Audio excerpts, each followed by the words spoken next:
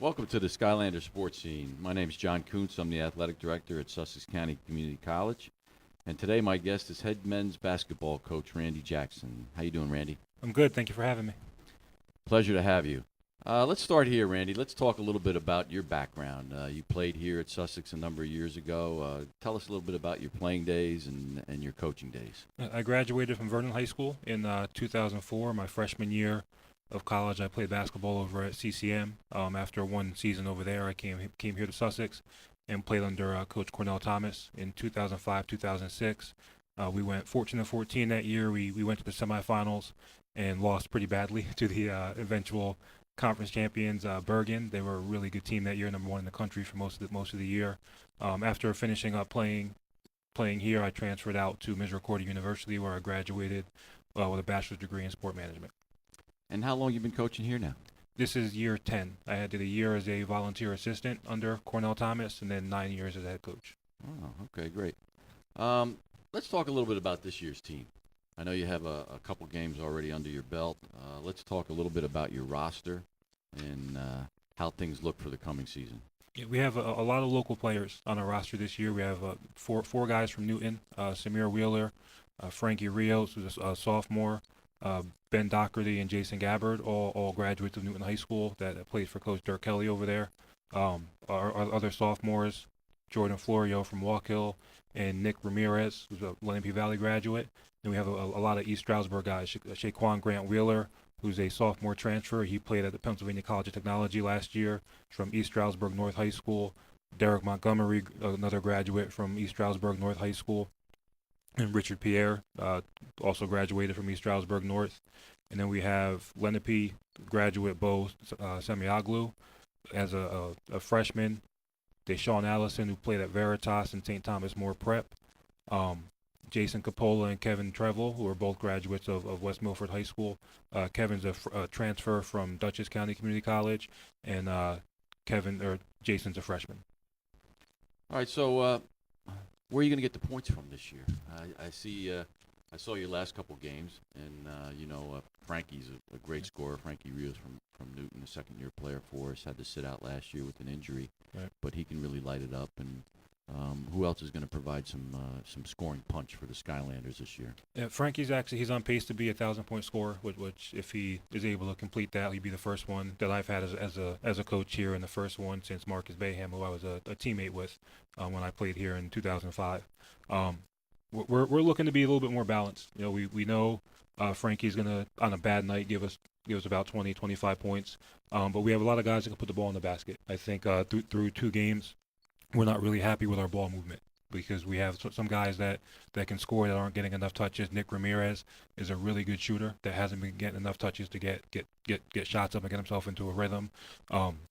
Shaquan Grant Wheeler can shoot and put the ball on the floor. Samir Wheeler can finish around the rim really well. Derek Montgomery, I think he's the kind of big that teams will have trouble with in this region. He's been out of the game for a while. He graduated high school 2011, so he hasn't played in a few years. So once he gets his rhythm back, he's going to be able to help put the ball in the basket. Then we have some guys coming off the bench that can contribute different things. Bo Semioglu is a good shooter. Ben Doherty, good mid-range shooter, can finish around the rim. He's also one of our soccer players from this past fall season. Jason Capola can finish around the rim pretty well. So we have a bunch of guys that can put the ball in the basket in different ways. Just offensively through 2 games, we haven't been doing enough to get everybody in the rhythm. I saw the first game the other night against Penn State University, Scranton, Worthington, and Frankie really carried you guys in the first half. I believe you were down 14 or 16 right. points midway through the first half, and then Frankie just went off. I mean, it was fun to watch. Yeah. I mean, he can fill it up really quick, huh, Coach? Yeah, he's good for one of those runs every night, and he's the kind of player that his teammates feed off of, and sometimes a little too much, where guys will defer to him or try to force the ball to him when we have other options open. But when he gets it going, I don't think there's anything another team can do to keep him out of a rhythm or keep him from putting the ball in the basket. He can handle the ball. He can finish around the rim. He has range out deep past the 3-point line. He's a good mid-range shooter. He's a good free throw shooter. So when he gets in one of those rhythms, we just kind of sit back and let him go and try to ride it out. Unfortunately, that rhythm was up against the halftime buzzer, so it ran out of time in the first half. Where instead of going into the half tied up, if there's another minute or two in that half, we're probably going in up 6 or 7. Yeah, he really got in a hot streak there during the course of that first half. I was also watching Derek Montgomery, coming back to play after a few years away from the game. Interesting big guy. I think he's going to provide some production for you. Talk a little bit more about Derek. Myself and my assistant coach, Vinny Simmel, we absolutely love his talent level. I mean, he's quick on his feet. He has a real soft touch around the rim. He can put the ball on the floor. He thinks he's a point guard, like most bigs. He wants to bring the ball up and shoot threes and all that kind of stuff, but he's really bought in to fitting the position that we need him to play. And 'cause I think a lot of his issues through 2 games have been rust. And once he works through that rust, I think he's going to be someone that when Frankie comes off the floor, he's option number 1, where we're going to be pounding the ball inside and featuring him and making teams adjust to what he can do.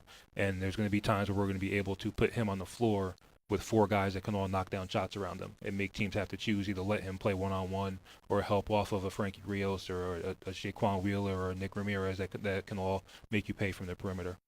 Yeah, I think you're going to get some production as the season goes along from Derek. I mean, he may not look the part. I mean, Right. He's got a big body guy, Right. but he's got a soft touch. He shoots his free throws really well. Yeah. Takes some space inside. So I think he's going to be a key for the Skylanders this coming season. Talk a little bit about Shaquan and his talents and what he brings to the team. It's funny. Some of these guys are guys that we had recruited for last season. So Shaquan, he came down from East Stroudsburg High School. I was actually the year after me. His high school coach played here at Sussex, and so I knew him a little bit from just him coming to games throughout my year. And he reached out to me and told me about a couple guys he had that might have been interested. So they came down and checked out the practice, and Shaquan was one of the guys that came down, and last minute he decided to go to Penn Tech. And during that, I want to say a month after the season ended last year, he had reached out to me and said he was interested in transferring. And myself and Coach Vin were very excited just because he's a guy that can really put the ball in the basket in a bunch of different ways. He's a really good spot up shooter off the catch. He can finish around the rim. He's really crafty with his footwork. He handles the ball pretty well. Samir is our primary point guard, but when he's off the floor, we trust Shaquan to get us into our actions and run our sets. He makes pretty good decisions off ball screens. He sees the floor pretty well. I think for him, his adjustment is the speed of our game versus where he played last year. Even having a college year under his belt, our region's a whole different beast. And just the speed and the length and the athleticism is something that he's going to have to adjust to a little bit with his decision making. Yeah, there's a lot of tough teams in this region. I know that. I see it night in and night out.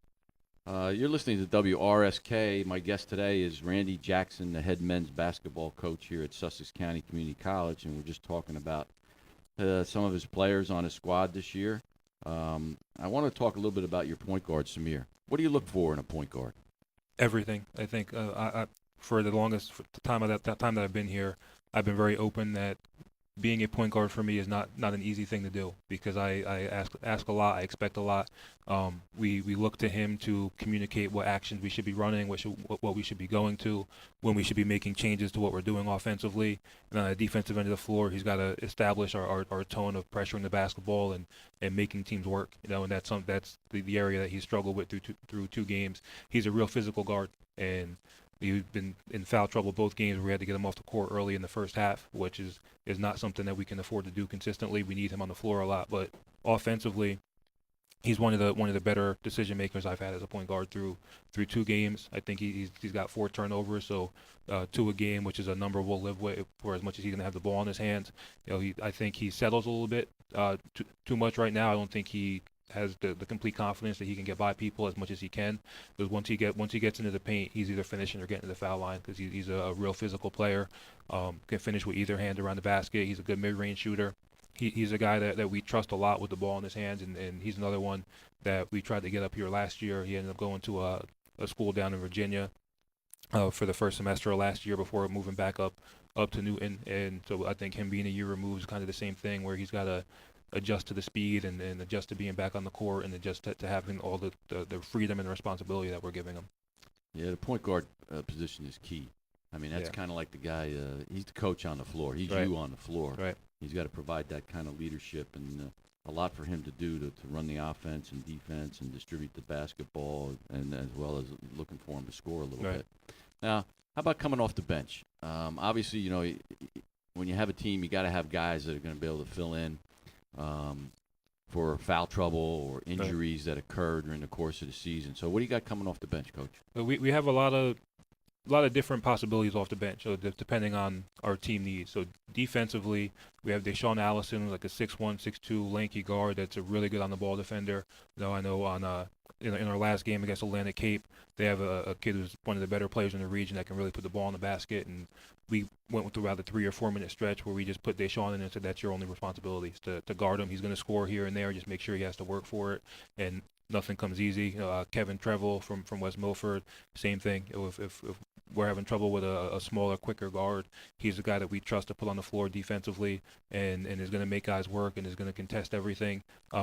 As far as our bigs go, we have Ben Doherty, who runs the floor really well, is another really good defender that can rebound, finishes pretty well around the rim. He's another guy that he hasn't played since his sophomore year of high school, so he's about 3 or 4 years removed now from his last game action. So I think once he gets back into a rhythm, he's shown us in practice that he can shoot the ball pretty well. Jason Coppola, another West Milford graduate. He's the kind of big that really flourishes in our region. So he's a little banged up right now, so his minutes have been down, but he's super athletic, about 6'4", can jump out of the gym, runs the floor really well, can block shots. Through our scrimmages, he was our leading offensive rebounder, so he's someone that I think once he's able to recover and get on the floor a little bit more, is going to get into a rhythm and really help us pound teams on the boards. We have Bo Semiaglo and Jordan Florio that are both pretty good shooters off the bench. They can both defend the ball a little bit. Bo being a freshman, same thing. He's adjusting to the speed. I think through our first 2 games, I think he's kind of overcompensating for how fast the game is and rushing a lot of his shots. He's really one of our better shooters. And then we have Richard Pierre and Jason Gabbard. Rich is a tall, lanky wing that can defend multiple positions. The best thing he does is finish around the rim. He's a pretty good finisher around the rim. And then Jason Gabbard is another Newton graduate. He's probably our biggest guy on our roster. He's about 6'5", strong, physical kid. He joined the team late, so we're just trying to get him caught up to speed with everything we're running offensively and defensively, so we can get him on the floor, because he's another guy that we think can contribute and help. Let's talk a little bit about the league, Coach. I think every coach, especially that first week or 2 of the season, you start looking at some of the scores of who's beating who and who's going to be strong this year. What does it look like? You know that tradition tells us there are some good teams that year after year, come in loaded and ready to play. What have you seen so far in the region? I know we're in the National Junior College Athletic Association, and we play in Region 19, and we're also a member of the Garden State Athletic Conference. But what are some of those teams like? Traditionally, we're one of the better regions in the country. Every year, we have 1 or 2 teams ranked in the top 10 in the country. I know for the past 2 years, the teams that were ranked in the top 10 were not the teams that came out of our region and made it onto the national tournament. Last year, Passaic, I think, was as high as number 3. They didn't even make it to the finals. They lost to a good Camden team in the semifinals. The year before that, Gloucester was ranked number 3 in the country early in the year, and again, they didn't even make it to the finals. They lost to Brookdale, that went on to win the region that year. So it looks like this year is much of the same. A lot of talented teams right now. I think Gloucester is on top of the standings, like 3-0 or 4-0. Passaic, who was the most talented team last year, returned a couple of their better players. I think they're about 2-1 or 3-1. And in my opinion, Brookdale and Camden are always the 2 toughest teams, because they're the best mix of talent and discipline, where they get guys that can play, but they're also very well coached, and they're held responsible for running what they're supposed to do and defending the right way and making sure the basketball is moving, where a lot of the other teams kind of just try to rely on their talent and their athleticism and try to beat you on the boards and get out in transition and beat you up and down the floor, where Camden and Brookdale, they'll do those things, but if that's not the path to getting a win, they'll make some adjustments and slow the game down and execute sets and take away what things you're trying to do offensively as well. Let's talk a little bit about the Skylanders. What's the goals? What are the team goals for the Skylanders this year? Well, our first goal is always making the playoffs, and I think we have the roster that's capable of doing just that. We have a couple guys in the gym that are also we're hoping to add in January. That'll help kind of raise our goals a little bit higher. But that's always goal number one. Just as far as our team values go, we always want to work hard and be great teammates. So at the end of every day, at the end of every practice, at the end of every game, if we don't do those two things, win or lose, we did not have a successful day. So those are always kind of our three main goals. As far as individually goes, we want to make sure that guys are enjoying the experience, guys are having fun, guys are improving, and ultimately being a community college, we know we're just a stepping stone. That we have a lot of guys that are trying to move on and play at a 4-year level, and so that's something that we're always focused on, is making sure that guys are getting the exposure, guys are getting the ability to reach out to 4-year schools that they hope to play at, and being able to get looked at and help guys move on and also help guys graduate. Yeah, those intangibles are really important, I think, that you just touched on. A lot of teams have talent and guys who can shoot the ball and guys who can defend and rebound, but you got to build that cohesiveness amongst your team, develop some leaders, make sure that they are enjoying their experience, because I think you play athletics partly for enjoyment and for the competition. So those intangibles are really important when you're building a program. I'm talking with Randy Jackson, the head men's basketball coach here at Sussex County Community College on the Skylander sports scene. Let's talk a little bit about some of the upgrades that we've seen in the athletic department over the last 6 months or so. We have a new fitness center now at the college. We have a new gym floor that was re-poured this summer. What have you seen, and what has been the take from some of your athletes about those improvements? I know, surprisingly, the most popular of all is that we have new lights in the gym. So in the past, the gym has been kind of dim and dull, and we have some new LED lights that really brighten up what's going on in the gym, and it just gives the gym a whole different feel, a whole different vibe. I know the floor looks great. I know a lot of my guys have been in the weight room pretty consistently now that we have a larger area with newer equipment. Oh, everything that we've upgraded has definitely been getting utilized. But yeah, I've been pretty surprised that what excites the guys most is how bright it is in the gym. They always talk about how at Madison Square Garden, how the floor is really bright and then the lights dim. Once you get into the stands, they said that's what it looks like. It's because the lighting is all directly above the floor, and it really makes the floor pop. That's good. That's good to hear. I know. When I coached, I kind of like the dim lighting because you could kind of hide certain things, and then maybe turn the heat up to 90 degrees. The other team's not used to. But yeah, there's been some major improvements. Our president, Dr. John Conley, is really supportive of our athletic program here at the college, and to get that new fitness center up and running, to get the new lighting in the gym, having the gym floor re-poured, have been major additions, to our athletic program. And as we move forward, and we're looking for more. We're looking for maybe some additional sports in the future as well. So a lot of good things are happening here at the Sussex County Community College. Let's talk a little bit. Since you've been coaching about 10 years here at Sussex, who were some of the top players you coached at Sussex County Community College? So my first year, we had Dominic Essen, who was, for the majority of the year, was in the top 5 in the country in scoring. He was averaging about 24 points a game or so.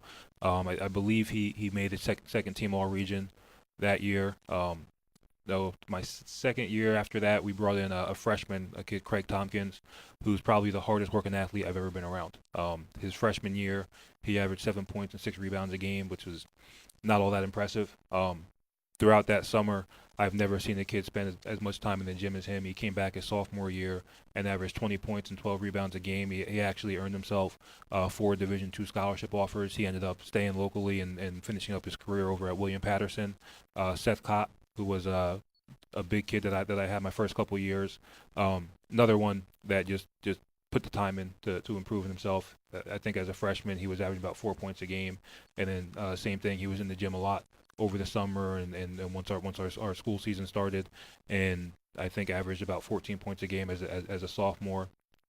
Obviously Frankie Rios is right up there among the best guys that I've had. I know Max Sweet was one of the better scorers that I've had the opportunity to coach. He that ended up finishing up his playing career over at Eastern University in Pennsylvania. Rob Watts was one of the better forwards that I had the opportunity to coach. That ended up his playing career up in LaSalle, up in Connecticut. So you've had a decent amount of guys that were able to move on and finish up their degrees at a 4-year school while getting an opportunity to play again.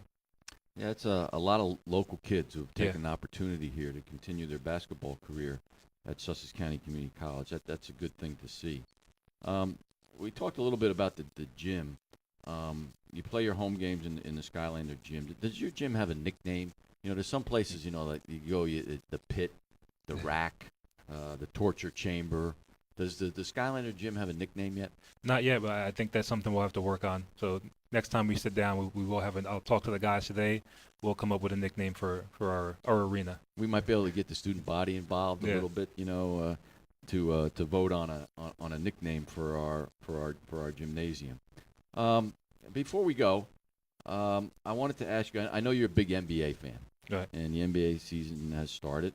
I guess they're about a month in or so. So why don't you tell me some of your observations about the NBA game and who you follow, who you think some of the top teams are going to be this year? Well, the NBA is really I like to say that we're about 5 years behind. So what the NBA is doing now, you'll start to see at the junior college level in about 5 years. So I don't like that because all the NBA does is launch threes, and it's starting to trickle down to college and high school basketball, where whether you're a good shooter or not is not relevant. If you're open, you have to shoot it, and I don't think that's very good for the game. My early season impressions with the NBA are that Craig Popovich is a genius because it doesn't matter who they have, who they don't have. They're able to go out and compete and beat some of the better teams in the league. He's a coach of the Spurs. Yep, San Antonio Spurs head coach. In my opinion, he's probably the best basketball coach I've ever gotten to watch coach. I know this year they're without their MVP candidate Kawhi Leonard. He's been out for the first month of the season, and they're still right up there among the top teams. The other thing that I hope young kids are watching is that being talented isn't good enough to get you wins, because you look at the Cleveland Cavaliers and they brought in all this talent throughout the offseason, and they're a couple games under 500 because they're not defending the way they're supposed to. They're not competing on the defensive end of the floor, and it's costing them early season wins. So I think one of the underrated things about the Warriors that have won 2 championships in the last 3 years, everybody talks about Steph Curry and them shooting threes and them offensively, but they've been one of the top defensive teams in the league. Each year they won a championship. So it's something that I think it's overlooked, that you have to compete on both ends of the floor. You can't just outscore teams at any level of basketball. Yeah, I think it kind of goes in cycles, you know. Right. It may stay there for a few years, you know.